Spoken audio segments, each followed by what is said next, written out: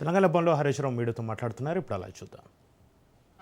ఉద్యమాన్ని చిన్నబుచ్చే ప్రయత్నం, ఉద్యమ చరిత్రను మలినం చేసే ప్రయత్నం చేస్తూ ఉంటాడు రేవంత్ రెడ్డి గారు. ఇలా కొడంగల్ ప్రజల్ని కూడా కోరుతా ఉన్నా, మీ ఎమ్మెల్యే ఎట్లా తయారైందో చూడండి. ఆయన ప్రవర్తన ఎట్లా ఉన్నదో ఇవాళ తెలంగాణ సమాజం కూడా ఆలోచించాలని చెప్పి నేను విజ్ఞప్తి చేస్తూ ఉన్నా. ముఖ్యంగా తెలంగాణలోని మేధావులు, బుద్ధిజీవులు, ఉద్యోగులు, రిటైర్డ్ ఉద్యోగులు, చదువుకున్న వాళ్ళందరూ కూడా ఇలా పాలన గాలి కొదిలి బూతులతో కాలం వెళ్ళబెచ్చుతున్న రేవంత్ రెడ్డి పనితీరును ఒకసారి గమనించండి అని చెప్పి కూడా నేను విజ్ఞప్తి చేస్తూ ఉన్నా. ఇప్పుడు మన రాష్ట్ర ముఖ్యమంత్రి ఏ రోజైనా అది అఫీషియల్ మీటింగా, అది పొలిటికల్ మీటింగా, అది ప్రెస్ కాన్ఫరెన్సా, ఏ రోజన్నా రైతు సమస్యల గురించి మాట్లాడతాడా? వారి బతుకులు బాగు చేసేందుకు ఒక్క పథకం అన్న తెచ్చిండా? గురుకులాల్లో పాము కాట్లతోని, కరెంటు షాకులతోని, కల్తీ ఆహారంతోని పిల్లల ప్రాణాలు పోతుంటే ఏ రోజైనా రేవంత్ రెడ్డి గారు మాట్లాడారా? విద్యా కమిషన్ ఇచ్చిన రిపోర్టు అమలు గురించి ఏనాడన్నా రేవంత్ రెడ్డి గారు ఆలోచన చేసిండా? 20 లక్షల మంది పిల్లల భవిష్యత్తుకు సంబంధించిన ఫీజు రియంబర్స్మెంటు పథకం ఊసే ఎత్తాడు రేవంత్ రెడ్డి గారు. ఉద్యోగాలు లేక నిరుద్యోగులు రోడ్ల మీదకి వచ్చి ధర్నాలు చేస్తూ ఉంటే, జాబ్ క్యాలెండర్ గురించి ప్రశ్నిస్తూ ఉంటే ఒక్క మాట మాట్లాడాడు రేవంత్ రెడ్డి గారు. అవ్వాతాతల పింఛన్ల గురించి మాట్లాడాడు. అక్కా చెల్లెళ్ళకి ఇచ్చిన హామీల అమలు గురించి మాట్లాడాడు. రిటైర్మెంట్ బెనిఫిట్లు అందక ఇవాళ ఆసుపత్రుల్లో అనాథల్లాగా ఇబ్బంది పడుతున్న రిటైర్డ్ ఉద్యోగుల బాధల గురించి మాట్లాడాడు. ఉద్యోగుల డిఆర్సీల గురించి, పిఆర్సీ గురించి, డిఏల గురించి, వాళ్ళ ఏరియాస్ గురించి ఒక్కరోజు మాట్లాడాడు ముఖ్యమంత్రి. ఇవేమీ మాట్లాడాడు. కానీ కేసీఆర్ను మాత్రం ఒకటేగా ఆయనను గుర్తు చేసుకోవడము, కేసీఆర్ పోరాటాన్ని, కేసీఆర్ త్యాగాన్ని, కేసీఆర్ కృషిని తక్కువ చేసి చూపించే ప్రయత్నం, బూతులు మాట్లాడే ప్రయత్నం. ఇలాంటి ముఖ్యమంత్రి మనకు ఈ తెలంగాణ రాష్ట్రానికి కావడం నిజంగా ఇది తెలంగాణ దౌర్భాగ్యం. నీ భాష వల్ల తెలంగాణ ప్రజలు తలదించుకునే పరిస్థితి తెస్తా ఉన్నావు. నువ్వు 2 ఏళ్లుగా చేసిందేమీ లేక, చెప్పుకునేదేది లేక, ప్రతిపక్షాల మీద, ప్రశ్నించే గొంతుల మీద కక్ష సాధింపు చర్యలకు దిగుతా ఉన్నావు రేవంత్ రెడ్డి. నువ్వు ముఖ్యమంత్రి స్థాయిలో ఉండి ఒక్కరోజన్న తన పాలనలో 2.5 ఏళ్లలో ప్రజలకు జరిగిన మేలేందో ఒకసారి ఆత్మపరిశీలన చేసుకున్నావు? నువ్వు ఒకసారి ఆత్మపరిశీలన చేసుకో. కేసీఆర్ గారి పేరు పలకకుండా రేవంత్ రెడ్డి మాట్లాడలేకపోతుండు. ఇది రాజకీయంగా దివాలా కోరుతాను, అన్ని అబద్ధాలే. ఇప్పుడు ఉదాహరణకు నిన్న నల్లగొండ మిర్యాలగూడలో మాట్లాడుతూ బీఆర్ఎస్ పాలనలో ఎస్ఎల్బీసీ ప్రాజెక్టు 1 కిలోమీటర్ కూడా తవ్వలేదు అన్నాడు. తట్టెడు మట్టి కూడా ఎత్తలేదు అని మాట్లాడి నిన్న. అసలు ముఖ్యమంత్రివా నువ్వేమన్నా ఏమంటారు స్ట్రీట్లో ఉండే గల్లీ నాయకునిలాగా మాట్లాడుతావు? ఇంత పచ్చి అబద్ధాల. గల్లీ నాయకులు కూడా చాలా బాగా మాట్లాడుతున్నారు ఈ రోజుల్లో, విలువలతో మాట్లాడుతున్నారు, బాధ్యతతో మాట్లాడుతున్నారు. అసలు నీకు పదమే దొరుకుతలేదు, నాకు నీకేం పేరు పెట్టాలి? ఇప్పుడు 2014 నుంచి 2023 వరకు అందులో 2 ఏళ్ళు కరోనా వల్ల పనులు ఆగిపోయినాయి. 7 ఏళ్లలో బీఆర్ఎస్ పార్టీ, మా ప్రభుత్వం 11.5 కిలోమీటర్లు ఎస్ఎల్బీసీ టనల్ తవ్వింది. 11.5 కిలోమీటర్ల పనులు మేము చేశాం. నువ్వు 2.5 ఏళ్ళు అయింది నువ్వు వచ్చి. నీ 2.5 ఏళ్ళల్లో 100 మీటర్లు తవ్వినావా నీ ముఖానికి? నువ్వు మాట్లాడుతావు. మేము 7 ఏళ్లలో 11.5 కిలోమీటర్లు తవ్వినాం. మీరు మూలకు పడేసిపోయినరు. బీఆర్ఎస్ వచ్చిన నాడు ఎస్ఎల్బీసీ మొత్తం కూడా తుప్పు పట్టిపోయి మూలకు పడేసి 2 ఏళ్లుగా పనులు బందుబట్టి గబ్బిలాలు నిలయమైపోయినటువంటి దాన్ని మళ్ళీ ఓపెన్ చేసి మేము 11.5 కిలోమీటర్లు పూర్తి చేస్తే నువ్వు 2.5 సంవత్సరాలు అయింది. నీ 2.5 సంవత్సరాల్లో నువ్వు 100 మీటర్లు తవ్వినావా అంటున్నా. 100 మీటర్స్, 100 మీటర్లు తవ్వలే. కానీ మీ అవినీతికి, మీ ఆగమాగం చర్యలకు ఎస్ఎల్బీసీ టనల్ కుప్పగూలిపోయి 8 మంది ప్రాణాలు బలిగొన్నావు. కనీసం శవాలను బయటకు తేలేని చేతగాని దద్దమ్మ ప్రభుత్వం నీది. నువ్వు నిన్న ఎస్ఎల్బీసీ బీఆర్ఎస్ పక్కకు పెట్టిందని మాట్లాడుతూ పక్కకు పెట్టింది ఎవరు?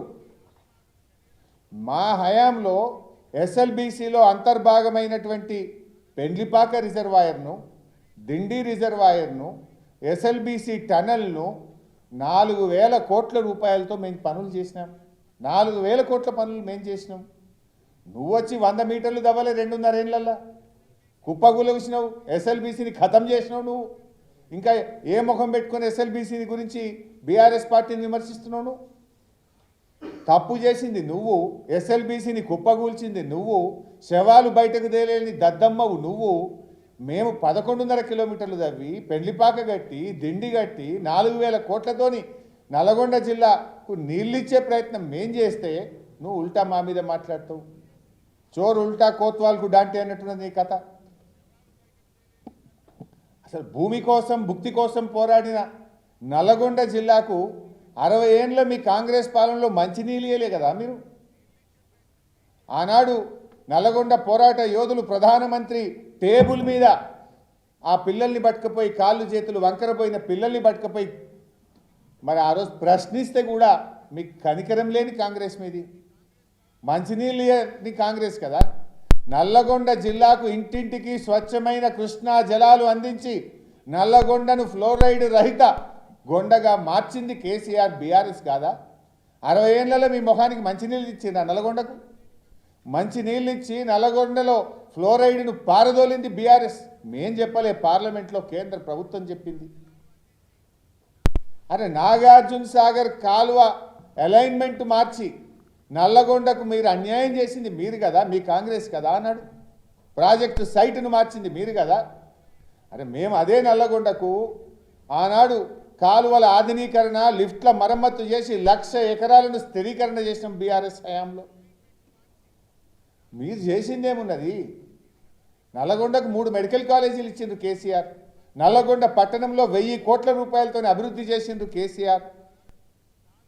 వాస్తవాలు ఇట్లుంటే అబద్ధాల వరద పారిస్తాడు రేవంత్ రెడ్డి. మొక్కాలని నోటికి 2 ఏళ్లలో ఒక్క ప్రాజెక్టు కట్టింది లేదు కాంగ్రెస్, ఒక్క మంచి పని చేసింది లేదు. ఉద్యమం గురించో అమరుల గురించి మాట్లాడతాడు. అసలు ఆ ఉద్యమం గురించి రేవంత్ రెడ్డి ఎంత తక్కువ మాట్లాడితే మంచిది. నువ్వు మాట్లాడితే అమరుల ఆత్మ ఘోషిస్తుంది. ఇలా దావోస్ పోయించిండు, సొమ్మేమో ప్రజలది, తెలంగాణ ప్రజలది. మరి దావోస్ పోయించినాక కనీసం ఇన్ని లక్షల కోట్ల పెట్టుబడి తెచ్చినా, ఇన్ని ఉద్యోగాలు వస్తేనో ప్రెస్ మీట్ పెట్టిండా? ఏం చేయలే కదా. ఆడ వచ్చిందేం లేదు, ఉక్కుంటా పోయిండు, ఉక్కుంటూ వచ్చిండు. వచ్చిందేమి లేదు కనుక నోరు మూసుకున్నాడు. అంటే ఈ వైఫల్యాలన్నీ కప్పిపుచ్చుకోవడానికి మళ్ళా తిట్లదండకాన్ని అందుకున్నాడు. మొన్న కూడా మీరు చూసిండ్రు, వచ్చుడే మొన్న మీటింగ్ పోయింది. పాపం పెద్ద ఆయన వారు తెలంగాణ ఉద్యమంలో కూడా చాలా క్రియాశీలకంగా ఉన్నారు. జస్టిస్ సుదర్శన్ రెడ్డి గారు, we have a great respect.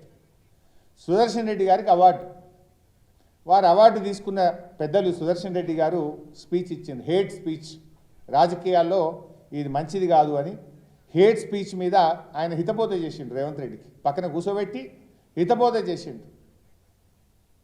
కానీ అదే వేదిక మీద రేవంత్ రెడ్డి గారు తన అసలు స్వభావాన్ని తన మాటలతో బయటపెట్టుకున్నాడు. హేట్ స్పీచ్ ఉపన్యాసం కూడా ముగియకుండానే, సుదర్శన్ రెడ్డి గారు మాటలు ముగియకుండానే రేవంత్ రెడ్డి తన హేట్ స్పీచ్కు మళ్ళీ లైవ్ డెమో ఇచ్చేసిండు అక్కడనే. మనిషి మారడు, ఇది కుక్కతోక వంకర, ఇది కుక్కతోక వంకర.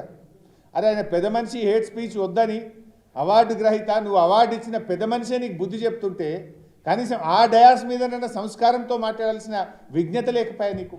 గాడ కూడా మళ్ళీ సంస్కారం కోల్పోతుంది. ఏమనుకుంటాడు ఆ పెద్ద మనిషి అని సోయి కూడా లేపాయి నీకు. హార్వర్డ్ పోయినా ఈయన, అంతరిక్షం పోయినా ఈయన మాట తీరు మారదిగా. ఈయన వికృత చర్యలు చేష్టలు మారాయి. ఇప్పుడు విషయం సింపుల్ బైసాబ్, ఇవాళ రాష్ట్ర ప్రజలకు కూడా అర్థమైపోయింది. స్కాములు బయట పెడితే డైవర్షన్, మీరు పెట్టిన స్కీములేవి అని నిలదీస్తే డైవర్షన్, ఎన్నికల హామీలు ఎందుకు అమలు కావడం లేదు అని ప్రశ్నిస్తే డైవర్షన్. ప్రతిసారి డైవర్షన్ రాజకీయాలు చేస్తూ ప్రజల దృష్టి మళ్ళిస్తా అని అనుకుంటుండు రేవంత్ రెడ్డి. కానీ అది ప్రతిసారి జరగదు. ప్రజలు మనకంటే తెలివైన వాళ్ళు. ఒకసారి డైవర్షన్ చేస్తామేమో, 2 సార్లు చేస్తామేమో, కానీ నువ్వు ప్రతిసారి డైవర్షన్ రాజకీయాలు చేస్తా అంటే ప్రజలు నిన్నే ముఖ్యమంత్రి పదవి నుంచి డైవర్షన్ చేస్తారు బిడ్డ, జాగ్రత్త అని చెప్పి నేను హెచ్చరిస్తా ఉన్నా. ఇలా బూతులతో పాలన సాగదని, డైవర్షన్లతోని తన వైఫల్యాలు కప్పిపుచ్చుకోలేనని రేవంత్ రెడ్డి గారు ఎంత తొందరగా గ్రహిస్తే అంత మంచిది. ఇప్పుడు బైసాబ్ మేము గత కొద్ది రోజులుగా ఈయన స్కామ్లు బయట పెడతా ఉన్నాం. రేవంత్ రెడ్డి స్కామ్లు, జాబ్ క్యాలెండర్ లేదు కానీ స్కామ్ క్యాలెండర్ మాత్రం ఇచ్చిండు రేవంత్ రెడ్డి. ఎవ్రీ మంత్ ఏమేమి స్కాములు చేసినారో ఇలా స్పష్టంగా మీకు కనబడుతుంటుంది. ఏం చెప్పిండు? నెల నెల ఉద్యోగాలు నింపుతా, జాబ్ క్యాలెండర్ తెస్తా అని నిరుద్యోగుల ఓట్లు వేసుకున్నాడు. జాబ్ క్యాలెండర్ విడుదల కాలే కానీ స్కామ్ క్యాలెండర్ మాత్రం వచ్చింది.